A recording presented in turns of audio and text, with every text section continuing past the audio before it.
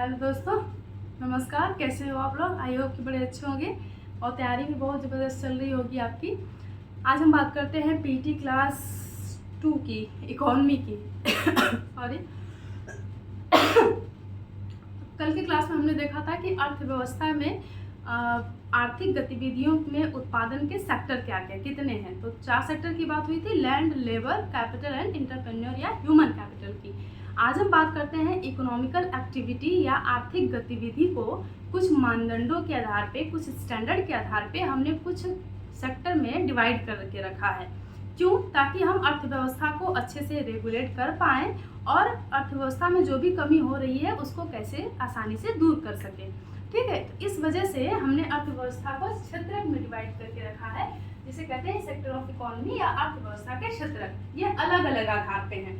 इसमें पहला आधार है कि कहाँ पे लोग आर्थिक गतिविधि या अपने जीवनचर्या के लिए ज़्यादा इन्वॉल्व है, यानी कौन सा क्षेत्र ज़्यादा लोगों को रोजगार दे रहा है और देश में होने वाले कुल उत्पादन में कितना योगदान दे रहा है, उसके आधार पे, जिसको हम कहते हैं जीडीपी बेसिकली।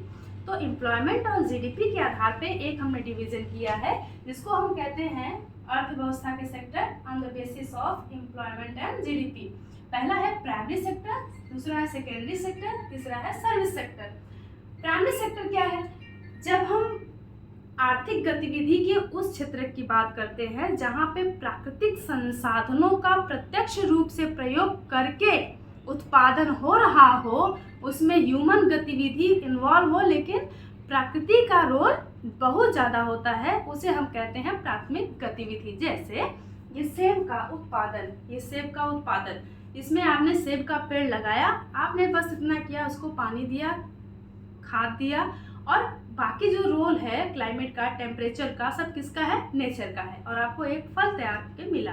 तो अब ये खेती, गेहूं का उत्पादन, चावल का उत्पादन, फलों का उत्पादन किसके अंतर्गत आता है? Primary sector. वैसे ही मछली का उत्पादन, वैसे ही कुक्कुट पालन, डेयरी, खनन उत्खनन, जैसे कोयले का उत्खनन, क्योंकि कोयला हमने नहीं बनाया, कोयला नेचर द्वारा बना हुआ, नेचुरल प्रक्रिया द्वारा बना हुआ है, हमने उसको केवल निकाला है। तो नेचुरल एक्टिविटी इसमें ज़्यादा है। यदि हम वही कोयला बनाए होते हैं तो ये प्राइमरी सेक्टर में नहीं आता। ठीक, तो ये सारी एक्टिविटी किस में आएंगी? प्राइमरी सेक्टर में। उसके बाद यदि हम प्राइमरी सेक्टर से जो भी प्रोडक्शन हो रहा है उसका प्रयोग करके उसमें कुछ मॉडिफिकेशन करके नई चीज निर्मित करते हैं तो उसे हम कहते हैं सेकेंडरी सेक्टर या द्वितीय क्षेत्र।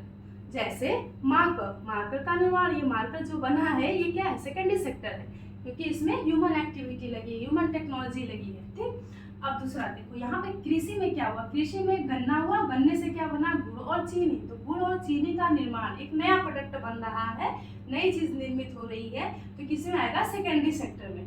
सेकेंडरी सेक्टर में इंडस्ट्री बनी होती है, इंडस्ट्री में, इसी उद्योग में इनका निर्माण होता है, इस वजह से इसे इंडस्ट्रियल सेक्टर भी कहा जाता है। ठीक है, और अब यहाँ पे देखो, लोहा निकला, लोहा से रॉड बना, फिर लोहे से पुल बना, लोहे से रेल की पटरियां बनी, ये सब जो बनना, ट्रैक्टर बना, ट्रैक्टर का बनना, ये सब किस में आएगा? सेकेंडरी सेक्टर में आ जाएगा।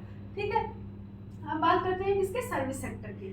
सर्विस सेक्टर में कोई चीज उत्पादित या निर्मित नहीं होती है, बल्कि सब सेवाओं का सृजन होता है, सर्विस का सृजन होता है। जैसे मैं पढ़ा रही हूँ, सर्विस का सृजन, ये मार्कर हम तक पहुँचता है इंडस्ट्री से दुकानदार के पास, दुकानदार क्या करता है? हमारे पास बेचता है, तो वो दुकानदार किसमें इन्वॉल्व है? सर्विस सेक्टर में। सड़क के किनारे जो छोटे छोटे दुकान होती हैं वो ना तो खेती सेक्टर में इसमें लगी हैं, ना तो इसमें लगी हैं, वो इनके द्वारा जो चीज़ें निर्मित हो रही हैं उसको उपभोक्ता तक पहुंचा रही हैं, तो ये किसके अंतर्गत आया? सर्विस सेक्टर के अंतर्गत आया। सर्विस सेक्टर प्राइमरी और सेकेंडरी सेक्टर को कार्य करने में सहयोग करता है, इन दोनों को सहयोग करता है। यहाँ से जो अनाज हुआ मार्केट तक ले जाने के लिए क्या चाहिए? ट्रैक्टर, वो कौन दिया? द्वितीय क्षेत्र। और ट्रैक्टर अपनी सेवा दे रहा है तो सर्विस सेक्टर। ठीक है, तो परिवहन आ गया, फिर उस अनाज का स्टोर करने के लिए स्टोरेज, तो किसमें? स्टोरेज किसमें आ गया? सर्विस सेक्टर में। Trade and commerce service sector में। किसानों को ऋण, बैंकिंग सेवाएं सर्विस सेक्टर में। आज इंटरनेट, मोबाइल, ये सब किस में आएगा? सर्विस सेक्टर में आ जाएगा। ठीक है। सड़क के किनारे जितनी छोटी दुकानें हैं सब किस में आएंगी, सर्विस सेक्टर में आएंगी। डॉक्टर, इंजीनियर, एजुकेशनल हब, ये सब कुछ किस में आएगा, सर्विस सेक्टर में आ जाएगा। ठीक है, तो ये हो गया अर्थव्यवस्था के क्षेत्र, 3 क्षेत्र इनकी बात हुई। इनकी बात हम बाद में करते हैं। अब बात करते हैं कि किसी भी देश को हम कैसे डिसाइड करेंगे कि वो किस प्रकार की अर्थव्यवस्था है, किस गतिविधि पर आधारित। किसी भी देश में तीनों गतिविधियां होती हैं, लेकिन कुछ गतिविधियों का रोल ज़्यादा होता है, बाकी का कम होता है। तो जो मानक है, यदि 50% या उससे ज़्यादा लोग अर्थव्यवस्था के प्राथमिक क्षेत्र में नियोजित हैं और जीडीपी में उसका योगदान 50% या उससे ज़्यादा है, तो वह देश प्राथमिक क्षेत्र आधारित अर्थव्यवस्था होगा। यही कॉन्सेप्ट किसके लिए, कि यदि 50% से ज़्यादा लोग सेकेंडरी सेक्टर में इन्वॉल्व हैं एम्प्लॉयमेंट के लिए, और जीडीपी में 50% से ज़्यादा योगदान सेकेंडरी सेक्टर का, तो उस देश को हम कहेंगे इंडस्ट्रियल बेस्ड इकोनॉमी या सर्विस सेक्टर बेस्ड इकोनॉमी। और यदि यही कॉन्सेप्ट चलता है टर्शियरी सेक्टर के लिए, तृतीय क्षेत्र के लिए, क्योंकि इसमें सेवाओं का सृजन हो रहा है, जैसे सेवा क्षेत्र भी कहते हैं, तो कहेंगे सर्विस सेक्टर बेस्ड इकोनॉमी है। ऐसा कहाँ देखने को मिलेगा, सिंगापुर में।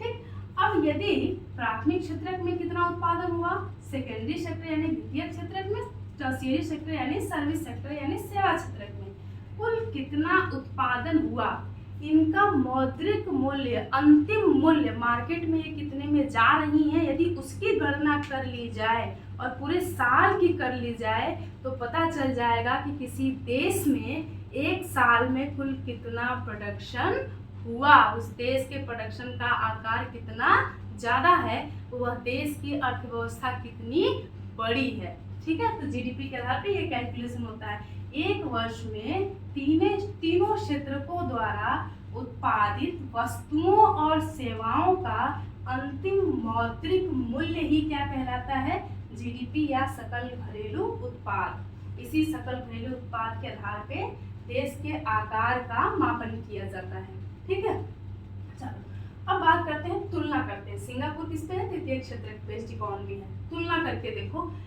कोई भी अर्थव्यवस्था, कोई भी देश हो, अमेरिका हो, रशिया हो, भारत हो, पाकिस्तान हो, चाइना हो, south Korea, north Korea, Brazil, Germany, France, कोई भी देश हो जो डेवलप है या डेवलपिंग है, वो अपने इनिशियल स्टेट में यानी प्राथमिक स्थिति में एग्रीकल्चरल बेस्ड इकोनॉमी होता है।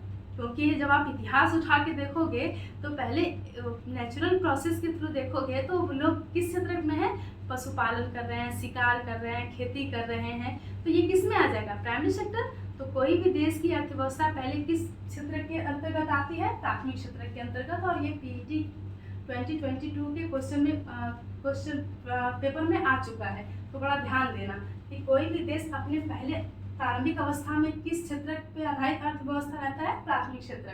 फिर जब इंडस्ट्रियल रिवॉल्यूशन आया, जैसे सपोज करो ब्रिटेन की बात करते हैं, तो ब्रिटेन भी अपने यहाँ वहाँ पे भी वही खेती हो रही है, पशुपालन चल रहा है, तो वो भी प्राइमरी सेक्टर बेस्ड इकोनॉमी है। और जब इंडस्ट्रियल रिवॉल्यूशन, औद्योगिक क्रांति आई, तो अर्थव्यवस्था किधर शिफ्ट हो गई, उद्योग की तरफ शिफ्ट हो गई। तो लोग इधर से निकल के किस में शिफ्ट हो गए, उद्योग में शिफ्ट हो गए। तो जीडीपी में और रोजगार में किसका रोल हो गया, सेकेंडरी सेक्टर का। तो अब अर्थव्यवस्था किधर शिफ्ट हो गई, सेकेंडरी सेक्टर बेस्ड इकोनॉमी हो गई।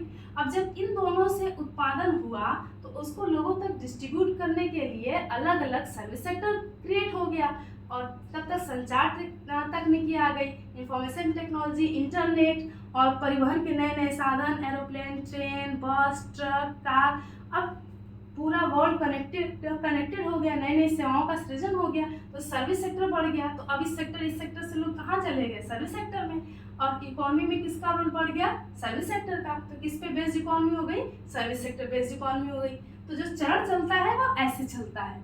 लेकिन हमारे यहाँ क्या हुआ कि जब हम देखेंगे कि हमारे यहाँ आज़ादी के समय भी हम प्राइमरी सेक्टर बेस्ड इकोनॉमी थे, कि हमारे जीडीपी में प्राइमरी सेक्टर का लगभग जीडीपी में भी ज़्यादा योगदान था और रोजगार में भी ज़्यादा योगदान था।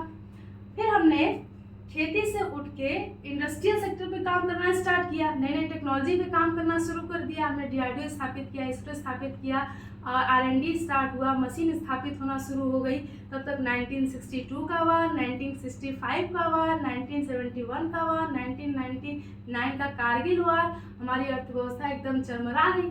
अब हमारा इंडस्ट्रियल सेक्टर मजबूत नहीं हो पाया और जनसंख्या बहुत तेजी से बढ़ रही थी। इस वजह से लोगों को रोजगार चाहिए। अब ये वाला सेक्टर बूस्ट नहीं हुआ तो इस वाले सेक्टर से लोग सीधे किधर चल गए, सर्विस सेक्टर। और सर्विस में क्या, घरों की सफाई करना, रिक्शा चलाना, ऑटो ट्रक चलाना, यही सब, नाले साफ करना और ये सामान ढोना, ये सब कार्य में लग गए। तो सर्विस, यहाँ से लोग उठे यहाँ चले, तो अब इस सेक्टर में लोग आके भीड़ बढ़ाने लगे। लेकिन इस सेक्टर में स्किल एंड ट्रेनिंग चाहिए और स्किल एंड ट्रेनिंग हमारे यहाँ है नहीं, तो हमारे यहाँ जनसंख्या किधर, इसमें और इसमें रह गई, इस वाला सेक्टर हमारा खाली पड़ गया। तो हमारा अर्थव्यवस्था का जो स्टेज है वो थोड़ा चरमरा गया। उसका एक डेटा देखते हैं। जैसे ये देखो, यूएसए का डेटा है, ये इंडिया का डेटा है। इंडिया में प्राइमरी सेक्टर का जीडीपी में कितना योगदान है, 18.8%, और सेकेंडरी सेक्टर का 28% और सर्विस सेक्टर का 53%। और वही एम्प्लॉयमेंट में देखो, एग्रीकल्चर में 42% लोग हैं, जबकि जीडीपी में केवल कितना उत्पादन कर रहा है, 18%। इंडस्ट्रियल सेक्टर में 28% लोग हैं, जीडीपी में 28% इन्वॉल्वमेंट है, उत्पादन में योगदान है, जबकि इन्वॉल्वमेंट कितना है लोगों का, 25%। सर्विस सेक्टर का जीडीपी में कितना योगदान है, 53%, और लोग कितने हैं, 32%, क्योंकि स्किल और ट्रेनिंग नहीं है हमारे पास, यहाँ पे कमी हो गई है। और यहाँ पे देखो, हमारे पास इंफ्रास्ट्रक्चर ही नहीं है कि इंडस्ट्री बने तो एम्प्लॉयमेंट जनरेट हो। तो ये वाले लोग जो हैं इसमें आएंगे, ये वाले लोग इसमें आएंगे, तो अर्थव्यवस्था बैलेंस हो जाएगा। एक प्रॉब्लम हो गई। यूएसए में देखो 0.9% जीडीपी में प्राइमरी सेक्टर योगदान दे रहा है, और लोग कितना है, केवल 1%, और ये पूरे देश के लिए उत्पादन कर लेते हैं। 18.9% इंडस्ट्रियल सेक्टर से आ रहा है जीडीपी में, और लोग कितना है, 19%। ये भी बैलेंस है, इतना प्रोडक्शन कर देते हैं कि डिस्ट्रीब्यूशन का सेक्टर बहुत आसानी से चल सकेगा। जीडीपी में सर्विस सेक्टर का देखो 82% योगदान है, और रोजगार में भी लगभग 82% का योगदान है। तो सब एकदम बैलेंस चल रहा है। ये ग्रोथ का मॉडल है, बिकॉज कि यहाँ पे जो जनसंख्या है लगभग 35 से 40 करोड़ के आसपास है, और हमारे यहाँ 140 करोड़ के आसपास है। इस वजह से ये सेक्टर थोड़े और इकोनॉमिकल रूप से हम वीक हैं, और हेल्थ फैसिलिटी भी हमारे यहाँ बड़ी अच्छी है, तो इस वजह से थोड़ा सा स्ट्रक्चर हमारा डैमेज हो जाता है। ठीक, ये हो गया सेक्टर की बात, प्राइमरी सेक्टर, सेकेंडरी सेक्टर और सर्विस सेक्टर। यहाँ से 2-3 प्रश्न अलग अलग टाइप से बनते हैं।